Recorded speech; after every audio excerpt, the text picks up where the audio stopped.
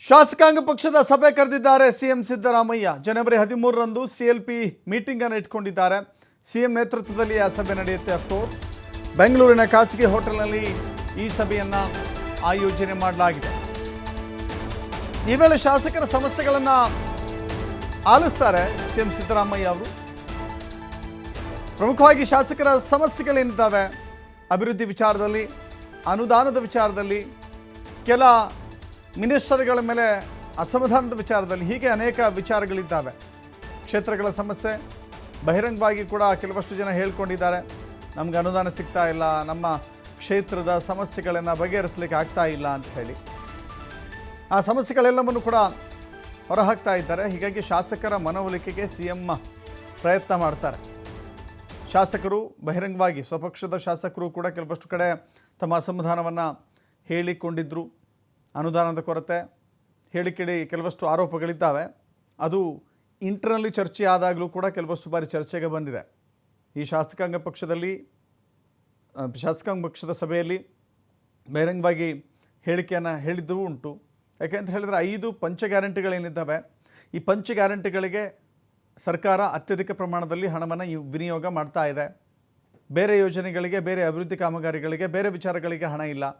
So ಹೀಗಾಗಿ ನಮ್ಮ ಕ್ಷೇತ್ರದ ಜನ, ನಮ್ಮನ್ನು ಆಯ್ಕೆ ಮಾಡಿರುವಂಥ ಜನ ಸಹಜವಾಗಿ ನಿರೀಕ್ಷೆಗಳನ್ನು ಇಟ್ಕೊಂಡಿರ್ತಾರೆ.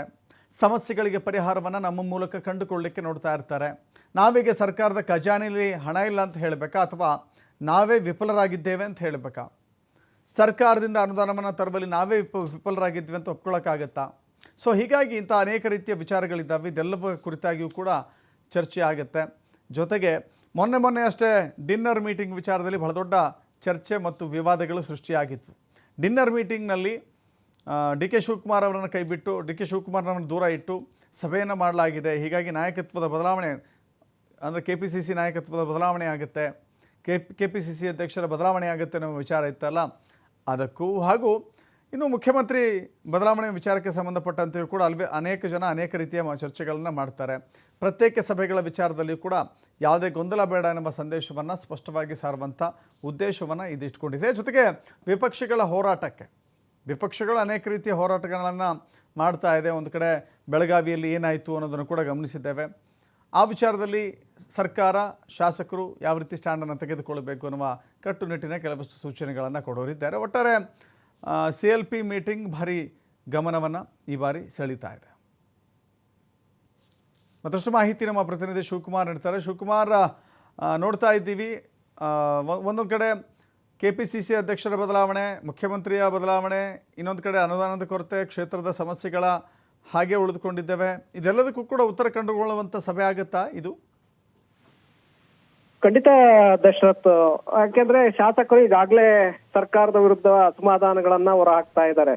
ಇಲ್ಲಿಯವರೆಗೆ ಆಪ್ತರ ಬಳಿ ಅಸಮಾಧಾನವನ್ನ ತೋಡ್ಕೊಳ್ತಾ ಇದ್ರು, ಆದ್ರೆ ಇತ್ತೀಚೆಗೆ ಬಹಿರಂಗವಾಗಿ ಅಸಮಾಧಾನಗಳನ್ನ ಹೊರ ಹಾಕ್ತಾ ಇದ್ದಾರೆ. ಕ್ಷೇತ್ರಕ್ಕೆ ನಾವು ಹೋಗೋದಕ್ಕಾಗ್ತಾ ಇಲ್ಲ, ಕ್ಷೇತ್ರದಲ್ಲಿ ಅನುದಾನ ಇಲ್ಲದೆ ಕೆಲಸ ಕಾರ್ಯಗಳನ್ನ ಮಾಡೋದಕ್ಕಾಗ್ತಾ ಇಲ್ಲ, ಅಭಿವೃದ್ಧಿ ಯೋಜನೆಗಳು ಕುಂಠಿತ ಆಗ್ತಾ ಇದೆ. ಹಳ್ಳಿಗಳಿಗೆ ನಾವು ಭೇಟಿ ನೀಡಿದಂತ ಸಂದರ್ಭದಲ್ಲಿ ಅಲ್ಲಿರುವಂತ ಜನರಿಂದ ನಾವು ಸೂಚಿ ಅನ್ನಿಸಿಕೊಳ್ಳುವಂತಹ ಹಂತಕ್ಕೆ ನಾವು ಬಂದಿದ್ದೇವೆ.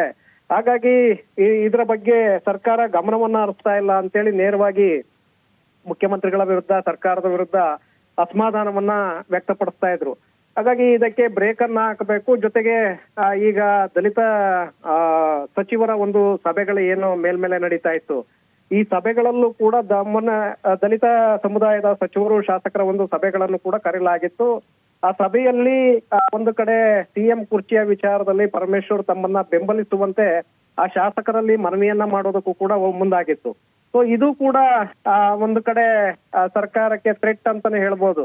ಆ ಒಂದು ಕಾರಣದಲ್ಲಿ ಶಾಸಕರನ್ನ ವಿಶ್ವಾಸಕ್ಕೆ ತೆಗೆದುಕೊಳ್ಳುವಂತ ಒಂದು ಪ್ರಯತ್ನಕ್ಕೆ ಮುಖ್ಯಮಂತ್ರಿಗಳು ಕೈ ಹಾಕಿದ್ದಾರೆ. ಹಾಗಾಗಿ 13ರಂದು ಶಾಸಕಾಂಗ ಪಕ್ಷದ ಸಭೆಯನ್ನ ಕರೆದಿದ್ದಾರೆ. ಶಾಸಕಾಂಗ ಪಕ್ಷದ ಸಭೆಯಲ್ಲಿ ಶಾಸಕರ ಸಮಸ್ಯೆಗಳನ್ನ ಆಲಿಸಿ ಆ ಸಮಸ್ಯೆಗಳಿಗೆ ಪರಿಹಾರವನ್ನ ಕಂಡುಕೊಳ್ಳುವಂತ ಒಂದು ಪ್ರಯತ್ನವನ್ನ ಮಾಡುವಂತ ಸಾಧ್ಯತೆಗಳಿದೆ ದಶರಥ್. ಜೊತೆಗೆ ಈ ಪ್ರತ್ಯೇಕವಾಗಿ ಸಭೆಗಳನ್ನ ನಡೆಸೋದು, ಆ ಸಚಿವರ ಜೊತೆ ಶಾಸಕರು ಗುರುತಿಸಿಕೊಳ್ಳುವಂತಹ ಒಂದು ಪ್ರಯತ್ನಗಳೇನು ಆಗ್ತಾ ಇದೆ, ಅದಕ್ಕೂ ಕೂಡ ಕಡಿವಾಣವನ್ನ ಹಾಕಬೇಕು. ಎಲ್ಲರೂ ಕೂಡ ಒಟ್ಟಾಗಿ ಸರ್ಕಾರವನ್ನ ಮುನ್ನಡೆಸಬೇಕು ಅನ್ನುವಂತ ನಿಟ್ಟಿನಲ್ಲಿ ಶಾಸಕರಿಗೆ ಸಲಹೆ ಮತ್ತೆ ಸೂಚನೆಗಳನ್ನ ನೀಡೋದಕ್ಕೂ ಕೂಡ ಮುಖ್ಯಮಂತ್ರಿಗಳು ಈ ಅವಕಾಶವನ್ನ ಬಳಸ್ಕೊಳ್ತಾ ಇದ್ದಾರೆ. ಹಾಗಾಗಿ ಶಾಸಕಾಂಗ ಪಕ್ಷದ ಸಭೆಯಲ್ಲಿ ಹಲವು ವಿಷಯಗಳ ಬಗ್ಗೆ ಚರ್ಚೆಗಳಾಗತ್ತೆ. ಎಸ್, ಥ್ಯಾಂಕ್ ಯು ಶಿವಕುಮಾರ್ ನಿಮ್ಮೆಲ್ಲ ಮಾಹಿತಿಗೆ.